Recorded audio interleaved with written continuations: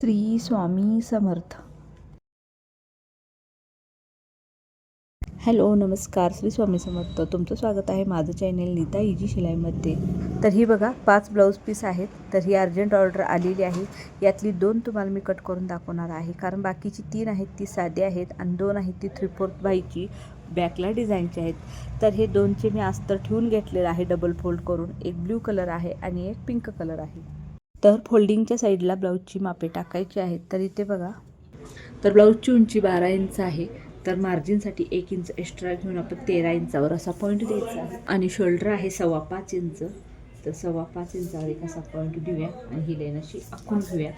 5.25 inch shoulder घेतले तर अर्धा इंच एक्स्ट्रा म्हणजे 5.25 इंच आपण मुंडा घेणार आहोत. आणि इथे देखील 5.25 इंच आहे का ते पाहून घ्यायचं आणि ही मुंड्याची लाईन अशी आखून घ्यायची. ब्लाऊजची छाती बघा 33 इंच आहे, म्हणजे 32चं तुम्ही माप घेतला तरी सुद्धा चालू शकतं. तर 33चा चौथा भाग 8.25 इंच होतो. तो 8.25 इंचावर कसा पॉईंट दिला, त्यामध्ये मार्जिनसाठी 1.5 इंच घेतलं आणि ही लाईन अशी आखून घेतली. तर ब्लाऊजची कंबर 25 इंच आहे. तर 25चा चौथा भाग 6.25 इंच होतो. तर 6.25 इंचावर एक पॉईंट दिला. तर पाठीमागील डाचासाठी 1 इंच आणि मार्जिनसाठी 1.5 इंच घेतलेला आहे. तर ही फिटिंगची आणि ही मार्जिनची अशी लाईन आखून. त्यानंतर गळा रुंदी मी इथे 2 इंच घेणार आहे आणि पुढील गळा हा 5.25 इंच आहे. तर मार्जिन सोबत मी 6.25 इंच घेणार आहे आणि खालच्या साईडला गळा रुंदी 2.25 इंच घ्यायची आहे. आणि हा असा बॉक्स तयार करून घेऊन गळ्याचा गोल आकार काढून घेतलेला आहे. तर या कोपऱ्यामध्ये टेप असा तिरका ठेवायचा आहे आणि 1.25 इंचावर एक पॉईंट द्यायचा. तसा टेप खाली ओढायचा आणि 1.25 इंचावर आणखीन एक पॉईंट द्यायचा, म्हणजे दोन्ही पॉईंटच्या मध्ये अर्धा इंचाचं अंतर असावं असं पॉईंट आपल्याला द्यायचं आहे. आणि इथे आपल्याला मुंड्याचे आकार काढून घ्यायचे आहेत. तर हा आहे पाठीमागील मुंड्याचा आकार आणि हा आहे पुढील मुंड्याचा आकार. तर दोन्ही मुंड्याचे आकार काढून घेतलेले आहेत. तर इथे बघा क्रॉसपट्टी मी 2.5 इंचाची घेतलेली आहे. तर ह्या साईडला 2.5 इंच घेतली असेल तर ह्या साईडला मी 2 इंच म्हणजे अर्धा इंच कमी या पद्धतीने घेणार आहे. तर इकडं 2 इंच घेतली आणि ही तिरकी लाईन अशी आखून घेतली. तर या ब्लाऊजची कटोरी 5 इंच आहे. तर इथे बघा ह्या क्रॉसपट्टीच्या तिरक्या लाईनीवरती असा 5 इंचावर एक पॉईंट द्यायचा आणि मुंड्याचा जो खालचा आकार आहे तिथे असा टेप ठेवायचा आहे आणि आतल्या साईडला आपल्याला 2.5 इंचावर एक पॉईंट द्यायचा. तसेच इथे आपण 1 इंचावर एक पॉईंट देऊ शकतो किंवा आपल्या गळ्याचं जे मेन माप आहे तिथं आपला पॉईंट असतोच, तिथं आपल्याला ही कटोरीचा आकार असा जोडायचा आहे. तर अशा पद्धतीने आकार काढला तर खूप छान अशी कटोरी देखील येते. तर आता हे दोन्ही अस्तर मी एकदम कट करून घेणार आहे.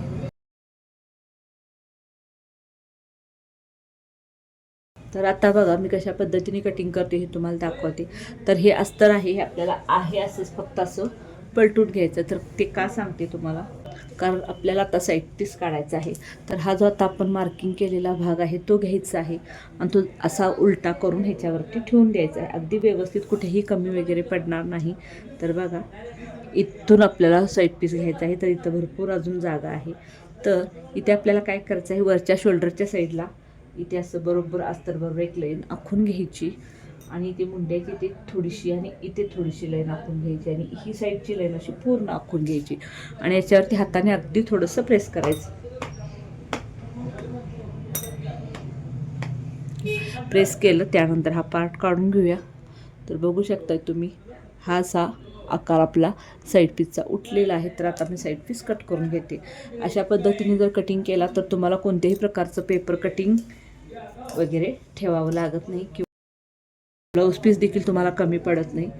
कितीही मोजकं कापड असेल तरी देखील ह्या पद्धतीने तुम्ही कटिंग केला तर तुमचा कपडा वाया जाणार नाही आणि पेपर कटिंगची सुद्धा आवश्यकता पडणार नाही. हे साईड पीस आपले कट करून झालेले आहे. आम्ही पहिला बाहीचं कटिंग करते, त्यानंतर कोटरीचं आणि क्रॉसपट्टीचं करूया, कारण बाही आपली 3/4 आहे त्यामुळे त्याला देखील कपडा भरपूर लागणार आहे. तर ते मी बाहीचं पहिला कटिंग करून घेते. त्यासाठी बघा हे अस्तर ऑलरेडी डबल फोल्ड आहे. तर ह्याला आणखीन एक घडी टाकायची म्हणजे चोबल फोल्ड करून घ्यायचं आहे.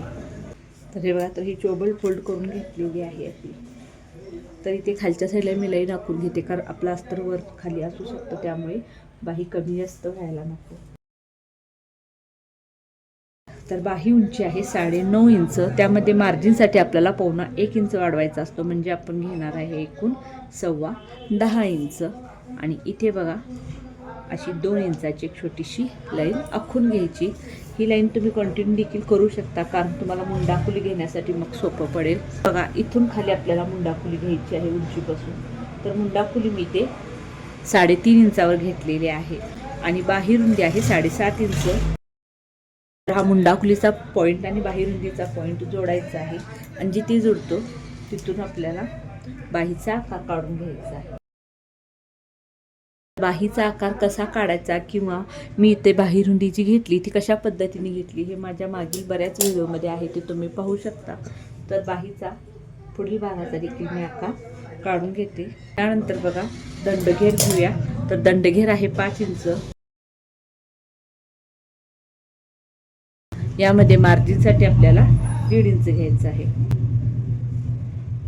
आणि इथे देखील बाही रुंदीच्या नंतर मार्जिनसाठी 1.5 इंच एक्स्ट्रा घेतलेला आहे. तर हे दोन्ही जोडून घेऊया आणि आता आपण बाही कट करून घेऊया.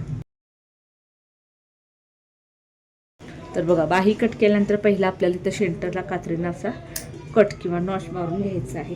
तर खालच्या साईडचा देखील मी एक्स्ट्राचा हे कपडा कट करून घेते. तर आता बाही उघडून घ्यायची आहे आणि बाही उघडल्यानंतर आपल्याला बाहीचा पुढील भागाचा आकार कट करायचा आहे, एकच साईडचा. आणि इथे देखील कात्रीने आपल्याला असा कट मारून घ्यायचा. त्यानंतर बघा हा आपला शिल्लक राहिलेला असा कपडा आहे. तर आता आपल्याला कटोरी आणि क्रॉसपट्टी घ्यायची आहे. ती हा जो आपला पहिला तयार केलेला भाग आहे तो असा ठेवून घ्यायचा आणि ह्या साईडला जिकडे दुमडलेली बाजू आहे त्या साईडला एक लाईन आखून घ्यायची आणि याच्यावर देखील हाताने थोडंसं प्रेस करायचं. तसा निघालेला आहे. तर थोडंसं डार्क करून घेऊ शकता तुम्ही. कटोरी वाढवून घेऊया. तर बघा ह्या साईडला 1.25 इंचावर पॉईंट द्यायचा आणि ह्या साईडला देखील 1.25 इंचावरच पॉईंट द्यायचा आणि ह्या दोन्हीचा सेंटर काढतं. तर दोन्ही मिळून आहे 8 इंच. तर 8चा सेंटर आला 4 इंच. तुम्ही टेप फोल्ड करून देखील सेंटर काढू शकता आणि ते खालच्या साईडला बघा 1.5 इंचावर पॉईंट द्यायचा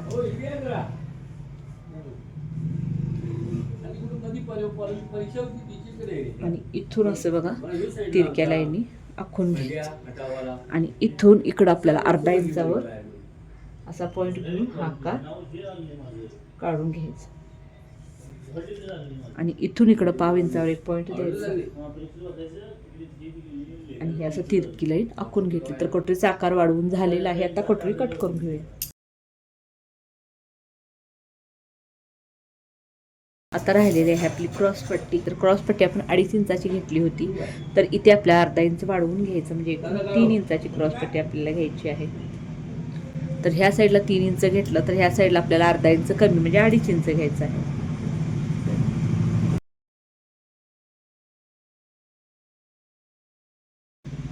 तर बघा ही क्रॉसपट्टी निघलेली आहे. तर तुम्हाला मी एक साडीतला ब्लाऊज पीस कट करून दाखवते. तर बघा साडीतला ब्लाऊज पीस असा फोल्ड करून ठेवलेला आहे आणि जिकडे साडीतली ब्लाऊज पीसाचे काठ आहे तिथं आपल्याला अस्तरची बाही ठेवून घ्यायची आहे आणि बाही ठेवताना 1/2 इंच खालच्या साईडला साडीतले काठ एक्स्ट्रा राहतील ह्या पद्धतीने बाही ठेवायची आहे. म्हणजे साडीतला कपडा आपल्याला 1/2 इंच एक्स्ट्रा लागणार आहे आणि वरच्या साईडला जशी आहे तशी बाही आपल्याला कट करून घ्यायची आहे. त्यानंतर इथं बघा फोल्डिंगच्या बाजूवरतीच पाठीचा भाग ठेवून घेतला आणि पाठीचा भाग जसा आहे तसा कट करून घ्यायचा आहे. कुठेही एक्स्ट्रा वगैरे काहीही ठेवायचं नाही. जितका आपला अस्तरचा भाग आहे तितकाच आपल्याला साडीतला भाग देखील लागणार आहे. त्यानंतर बघा अशा पद्धतीने ती कटोरी ठेवून कट करून घेतलेली आहे. नंतर साईड पीस देखील इथे अगदी बरोबर असा बसलेला आहे. तर साईड पीस देखील जितका आहे तितकाच कट करायचा आहे. त्यामध्ये कुठेही आपल्याला एक्स्ट्रा वगैरे काही वाढवायचं नाही.